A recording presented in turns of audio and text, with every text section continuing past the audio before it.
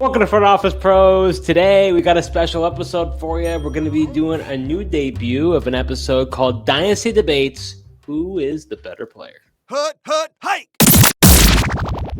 All right, so in this format here, we're going to have one person versus the other person, and then we got a referee who's going to be able to say, hey, I like the points made by this person, I like the points made by that person, but ultimately I'm going to give my point to whomever they deem the victor. So we've got 3 debates up for today's episode. We're going to start off with the headliner, myself versus Dustin. I will be representing Dalton Kincaid, tight end. Dustin will be representing tight end Chig Okonkwo. Joe will be our referee. Dustin, take it away. Tell the people why you believe that Chig Okonkwo is far superior to Dalton Kincaid. Listen, let's just start with Dalton Kincaid, who's not good, right? He just hasn't produced. And I swear, if you bring up draft capital, you're just wrong, because draft capital doesn't matter at this point. Once you're drafted, draft capital doesn't matter. All draft capital does is allows you to be bad for longer. Chig Okonkwo has played with Will Levis, Malik Willis, and a bunch of other just scrubs. Let's talk about fantasy. This is a fantasy show. Steve, guess how many games Chig Okonkwo has had with 10 points or more, 10 or more fantasy points in his career? 4. 10. With scrub quarterbacks. Dalton Kincaid has played with Josh Allen, who is a top 3 at worst, if not the best quarterback in the NFL. But let's say top 3. How many 10-point games do you think he has had in his career? 5. 10 points or more. 10. So you're telling me they both have produced 10 games of 10 points or more, and you have Chig Okonkwo, who has been playing with Will Levis, Malik Willis, and a bunch of other scrubs, and Dalton Kincaid is playing with one of the best quarterbacks, and on a team that has no receivers. Chig Okonkwo has been behind DeAndre Hopkins, Calvin Ridley. I mean, he's just got more guys there to fight for competition on a team that's been run first. When you look at their size, Chig Okonkwo is 6'3", Dalton Kincaid 6'4", so an inch doesn't make a difference. 238 for Chig Okonkwo, 240 for Dalton Kincaid, so they're similar in size, but Chig Okonkwo has been able to produce similar numbers, at least for fantasy, and been a fantasy-relevant player for you just as much as Dalton Kincaid. Yes, Chig Okonkwo does have an extra season in there, but a season with way less production. So that's why Chig Okonkwo is better than Dalton Kincaid. And you're talking about a team, the Titans, that is probably going to draft a new quarterback. So they might get Shazor Sanders or Cam Ward or whichever quarterback they decide they want to get. So his outlook looks better. We're talking about a Bills team that just lost a heartbreaker because of Dalton Kincaid on 2 different plays. The play where he didn't get the first down and the last play where he didn't catch the ball when he should have. And you don't need a PCL to catch the ball, Dalton Kincaid. Dawson Knox is still there eating in his snaps. There is no other tight end. I mean, you can say Josh Wiley is there in Tennessee, but the future for Chig is better when they start getting better weapons, and they have his coaches his second year in the system. I think the outlook for Kincaid's future is not great, where Chig Okonkwo, it's all wheels up for Chig Okonkwo going forward. So you mentioned a few things that I think is very speculative. Number 1, Chig Okonkwo played 3 seasons compared to Dalton Kincaid's 2. So You're saying they both have had 10 games. Of 10 points or more, yes. Right. And Chig Okonkwo has played 17 games in all 3 of those seasons, where Dalton Kincaid played 16 and 13. So you're talking about a lot less games where he was able to have that. On top of that, when it comes to Dalton Kincaid, you mentioned the PCL, but the PCL is a big deal. He tore his PCL on one knee. He also had, they said it came out, Dawson Knox, the guy you mentioned, said that he had a significant amount of fluid in his other knee during the season. If you heard Josh Allen in the post-press conference, he was saying how he needs to be better for Dalton Kincaid. He plans on using Dalton Kincaid more, and they're going to be more connecting going forward.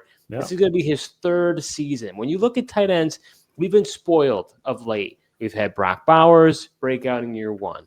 We've had Sam Laporta break out in year 1. But more often than not, they don't break out all of a sudden. Zach Ertz broke out in his 4th year. TJ Hawkinson broke out in his 3rd year. David Njoku broke out in his 6th year. Hawkinson and Njoku, both first-round picks. Kincaid, with the draft capital, being a first-round pick. So at the end of the day, he only had 57% snap share last season. So his snap share is only going to increase. Dawson Knox will be he's going to be 29 years old coming into the season. I think he'll be with the Bills this season, but potentially next season they have a potential out where he has $17 million cap hit with 7.4 in dead cap.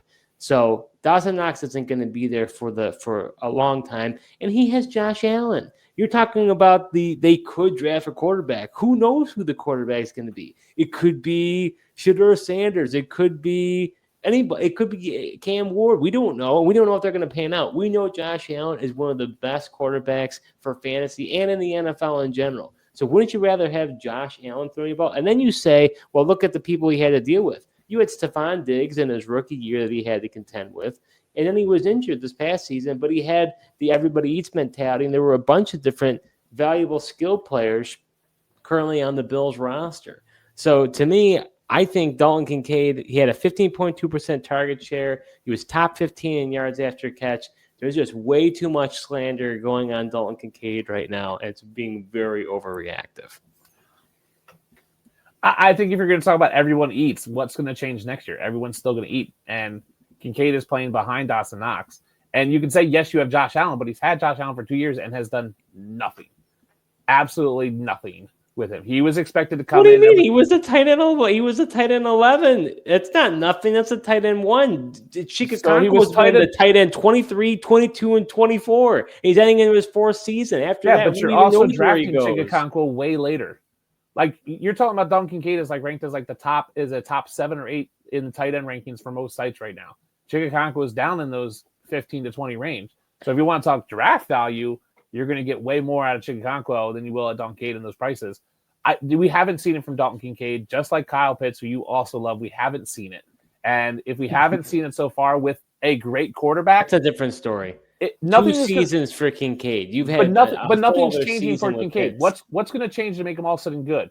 He's not getting a better quarterback because he's got a good quarterback. He hasn't done squat. He's not getting a new offensive coordinator who's been there, didn't do anything. So was Josh Allen lying to the media? They say things all the time. He's just saying, Dalton Kincaid. Of course he's going to say that. He's not going to go out there and go, Dalton Kincaid sucks. We never should have drafted him, which is what people should be saying about Dalton Kincaid. He's not going to say that. He's going to go out and say anything. Here's the deal. If the PCL and the fluid on the knee hampered his ability to play, then he's just selfish at that point. Because if he's injured if he's injured enough that hampered his play and made him not 100%, he should have sat down. He should have said, I'm too injured to play. Someone else go out there.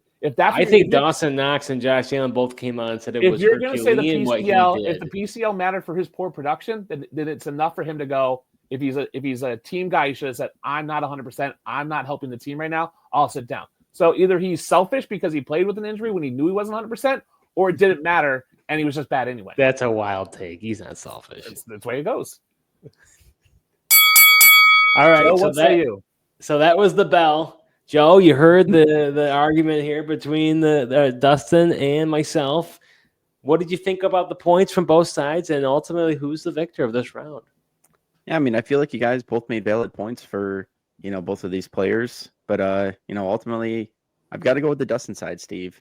To his credit, what is going to change for the Bills offense? Like, it's still going to be an everybody eats mentality. Even worse, like, they may go out and try to get Josh Allen at number 1. We've already seen Dalton Kincaid play second fiddle to how you mentioned Stephon Diggs when he was there, if they do get a number 1 wide receiver. And he's still, I don't see where these increased number of stamps is going to come from, because unless Dalton Kincaid just puts on a good amount of muscle and increases his weight and learns how to run block, that's why he's not on the field, because the Bills run the ball now and that's their bread and butter. And that's why Knox is on the field, similar to, why Luke Musgrave isn't on the field for the Green Bay Packers. Tucker Kraft can do it all, and he can block a lot better. So I kind of view like Kincaid and Musgrave, they're almost similar players in a way. Yeah. And here's the deal. If you watch Kincaid's tape, like if you legitimately sit down and watch it, it's scary bad. He looks lost. He looks, I don't want to say lazy, but he looks just confused. Like he doesn't, like he'll go out there and he'll like go to block someone and there's no one there. And he like looks around like, what do I do now? Instead of like finding the guy, there's a lack of a little bit of a hustle. So even in a run play, it's run into his side and he like should be off and should be out there blocking it. And he just kind of like stops like, oh, maybe it's the PCL. Who knows? But I've watched enough tape of him. I've watched the All-22 tape for a couple games and it's just like scarily bad how bad he is out there.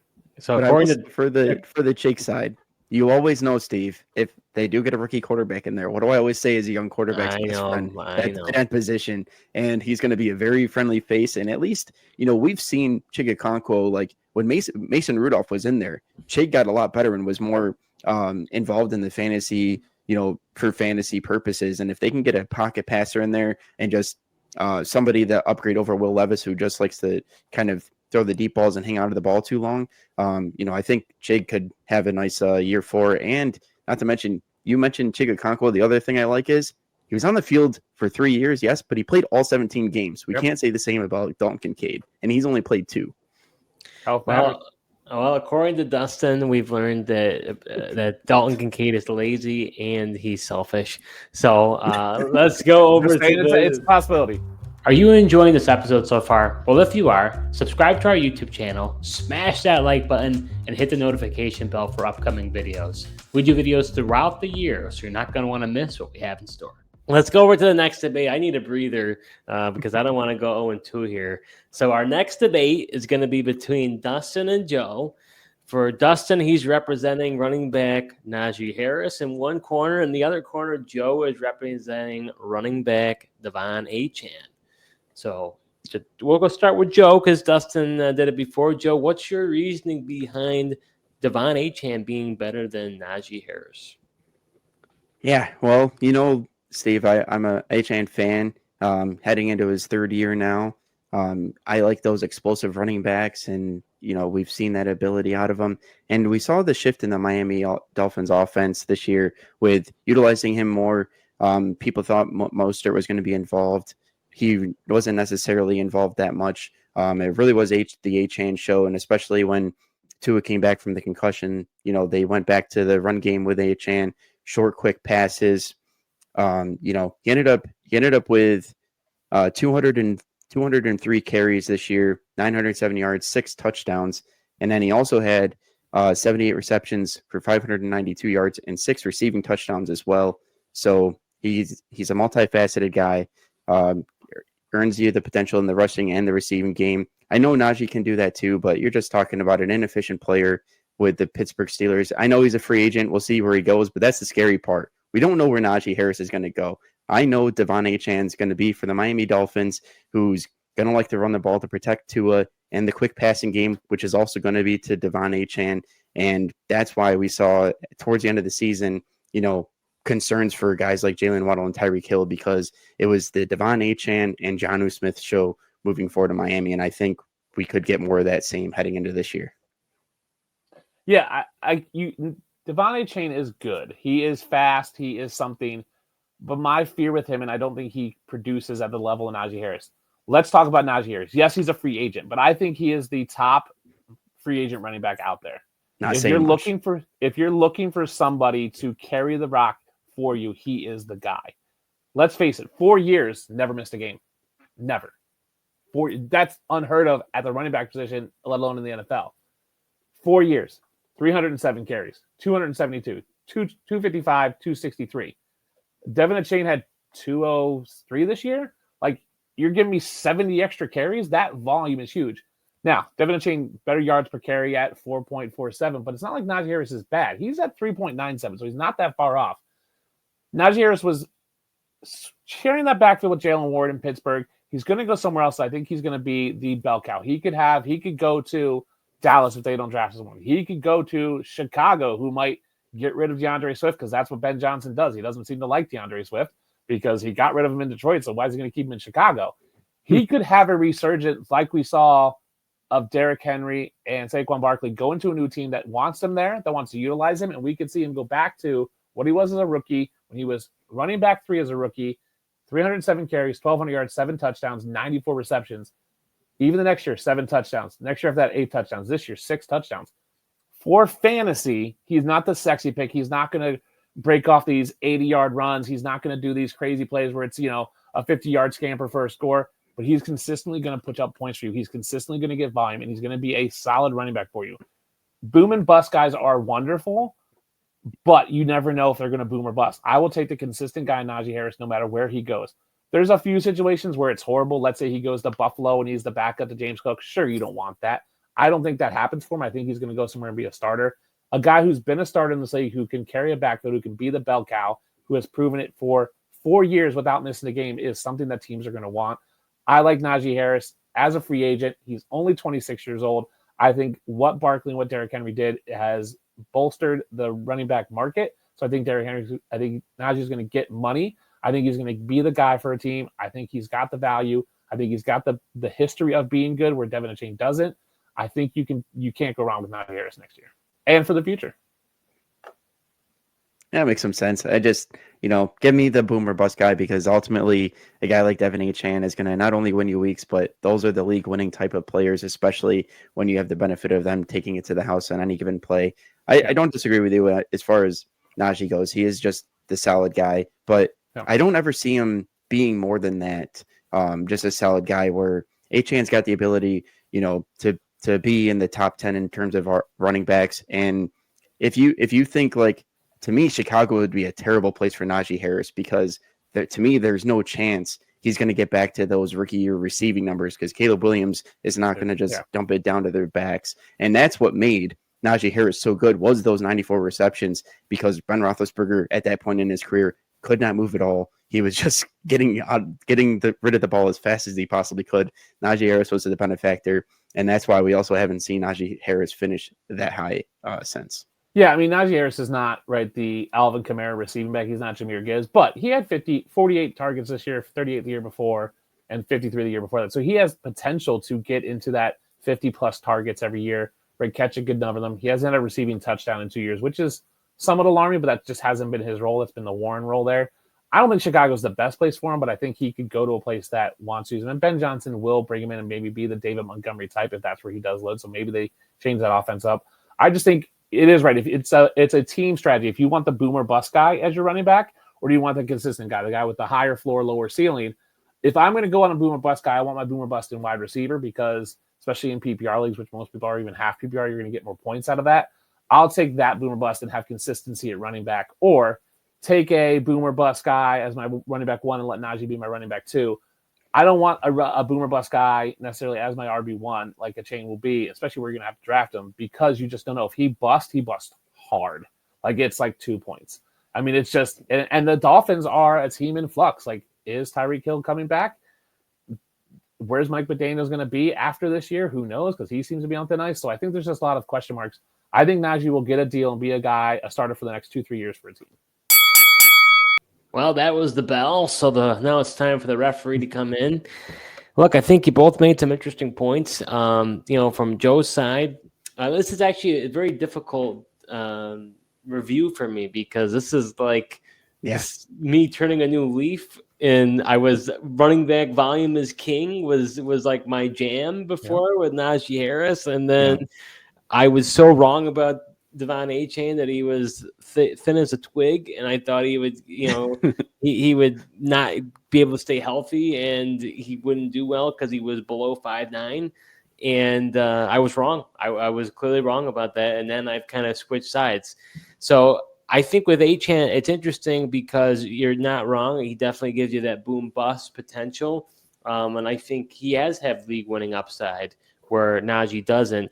I was interested. You didn't bring anything up about Jalen Wright, a guy they drafted in the 3rd round, or Dustin didn't bring it up. I was just curious to see. I was going to say that's an anti-take, Steve. It's an anti-take. That's true. But will he get involved at all? No. Or not? They drafted. I think he was 3rd round draft capital. I mean, they spent quite a bit. Draft capital doesn't matter. Okay. He couldn't get on the field this year, and then when he was, he had 13 carries in week 5. He was okay, but he wasn't lighting the world up. And he's also a small guy at 5'10". So I'm not worried about Jalen Wright. I mean, sure, maybe that is a knock against him, and they do like to rotate their running backs, but I don't think Jalen Wright's the guy. I think they're more likely to draft someone this year again, or sign a free agent like a Rico Dowdle to someone to be a rotational guy. Nah. He showed flashes. He might get involved, but that's the Achane side. On the Najee side, he has shown the ability to do both. And if you look at it, at the beginning of his career, he was a top dynasty running back. As time went on, he kind of dropped like a rock, especially when Roethlisberger wasn't the quarterback, to what Joe's point was. I think he's just a big gamble.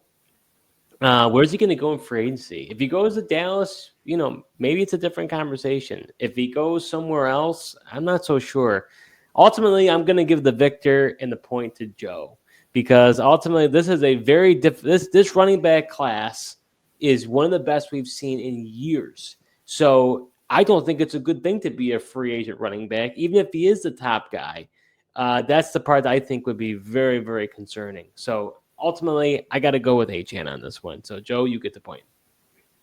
Yeah, I mean, Najee is the top guy in this RB free agent class just because the running back free agency class absolutely sucks this year. And all the good running backs are in the draft. Yeah. All right, so heading over to our last debate. Dustin gets to be the referee. It's now between Joe and I to spar it out. So we've got wide receiver DK Metcalf in my corner, and we've got Joe representing Chris Godwin. Dustin, who do you want to hear first? Steve, let me hear from you. Oh, of course.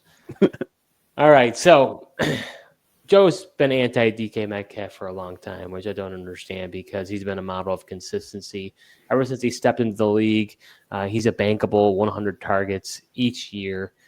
He also is a big red zone target. He has had, most years he's getting above 5 touchdowns every year. In his top years, he had 10 touchdowns, 12 touchdowns, 6 touchdowns. And I recognized he didn't do as well this year, was the wide receiver 32 and had 992 receiving yards, but he's basically almost been an 1,000-yard receiver every year. So you're talking about consistent performance. Obviously, he's got that big frame and that physical ability and that speed, and he gets a decent amount of target share in that offense. Now, it's going to be different with Clint Kubiak now as the offensive coordinator, going away from Ben Grubb. We're going to see how things change in the offense. But we look at Chris Godwin, I'm concerned. He's had considerable injuries now 2 years in a row. So you're talking about a guy who he's not getting any younger. He's having multiple injuries. And if I'm not mistaken, he's going to be a free agent. So where is he even going to go? That's a huge question mark. Does he go back to Tampa Bay? Who's going to want him? People are going to want to review his medicals as well. So to me, you got DK Metcalf. He's going to be in Seattle. More than likely, again, if you look at over the past few years that he's been a wide receiver, you're talking about wide receiver 32, 7, 12, 18, 16, 32. So he's bankably he's a wide receiver 1, borderline wide receiver 2. So to me, DK Metcalf is a much more sure bet than a guy like Chris Godwin, who, yes, he came out like Ghostbusters this year. But where does he go? What does he do? There's just too many questions. Yeah. You never heard that expression before? Hey, gangbusters. It's gangbusters, but yeah. Whatever. Gangbusters, whatever. Is that it, Steve? That's it, yeah. All right. So for Chris Godwin, yes, I understand. He's an upcoming free agent, Steve, but let's talk about prior to that injury. He was currently the wide receiver 2 before his injury with Tampa Bay. I still think there's a chance that he goes back to Tampa Bay. Sure, Liam Cohen left. Well, I think, Tampa Bay will keep a very similar offense as they've kind of had that McVay style the last 2 years now. And he seems to really flourish out of that slot position. Baker Mayfield will still be there.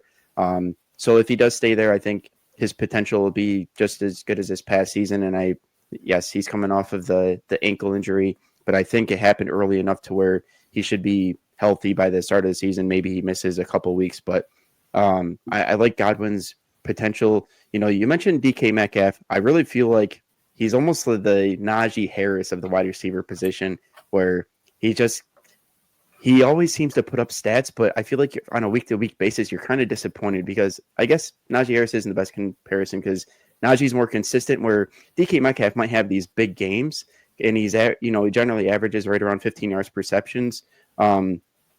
So he has these big games. He'll score you some occasional touchdowns, but if he doesn't have one of those big games, you're mostly disappointed. Where I feel like Chris Godwin out of the slot, he garnishes a high target share. He's going to be more consistent for you. Also, I feel like he has a higher ceiling, and even if he's not with the Tampa Bay Buccaneers, I'm confident that he would go on another team that'll be able to utilize his strengths. He can really get open. Even if he goes to a team like the Carolina Panthers, we've seen what a guy like Adam Thielen does. People are writing him off. You want to talk about his age, people writing him off after Minnesota, and he's a still a consistent fantasy wide receiver for you at this point with the Carolina Panthers, with Bryce Young, who everyone says sucks. And I think one of the intriguing options is, does Chris Godwin potentially go to Denver? And I think that could be really interesting. Does he take over like a Michael Thomas type of role in a Sean Payton offense? And the Broncos really lack a true slot wide receiver, and I think maybe that helps them. Oh, please. This is getting such Homer vibes of him going to the Denver Broncos. I'm just saying it's a possibility. They're looking for a slot receiver, and he's on the market, and they got money to spend this year.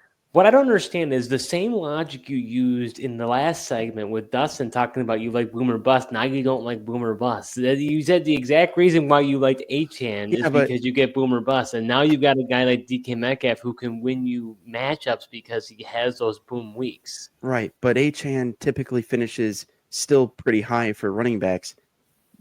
Metcalf doesn't do that. You mentioned most of the time he's right around the wide receiver 32 or mid-20s. He had one wide receiver finish in the top 10 that you mentioned. That was wide receiver 7. Other than that, he's in the 20s and 30s. And with the rise of JSN, Godwin's only been a top 2 receiver in 2019. Everything beyond that, the best he had was 17, 20, and 25. And he's not a huge touchdown getter either. He had 9 and 2 sevens early in his career, but before that, most recently he's had 5, 2, 3, 5. Right, because they realized that they had to put him in the slot, and he was absolutely eating. He had 5 touchdowns in 7 games.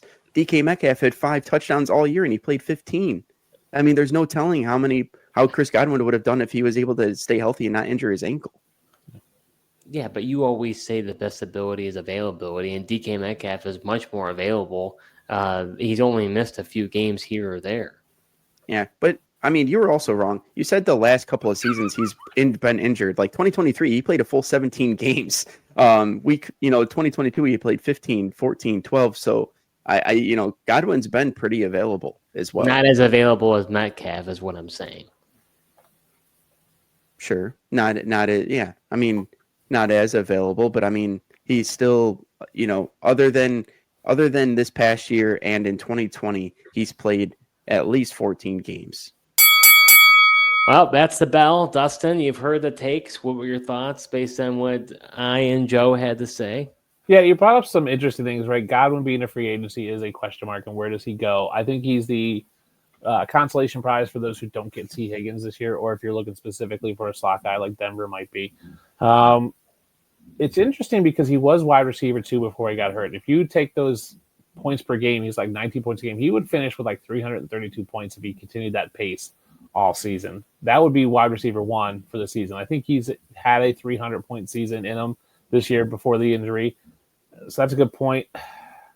Does he stay in Tampa Bay? I don't think he does. I think that's probably the worst spot for him because Jalen McMillan came on, kind of into his role. I'm not sure the targets are there. Cohen left, so we'll see what that looks like with another new OC coming in.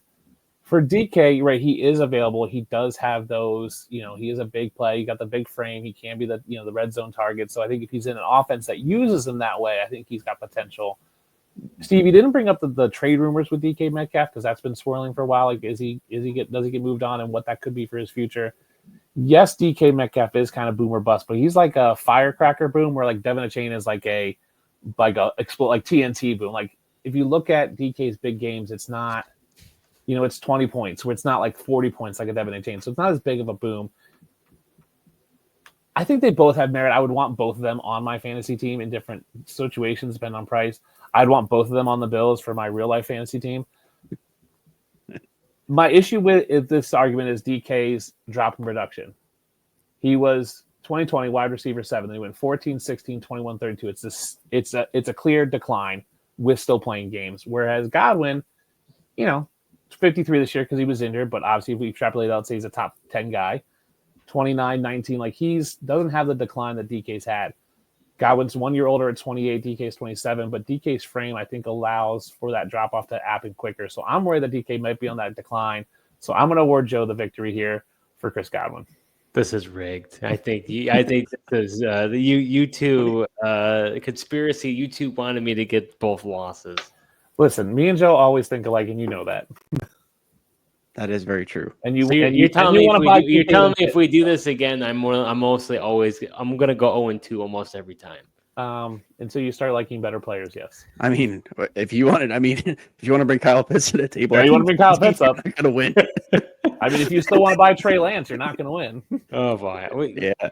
Wow. He's long gone now. You know that. Yeah. So.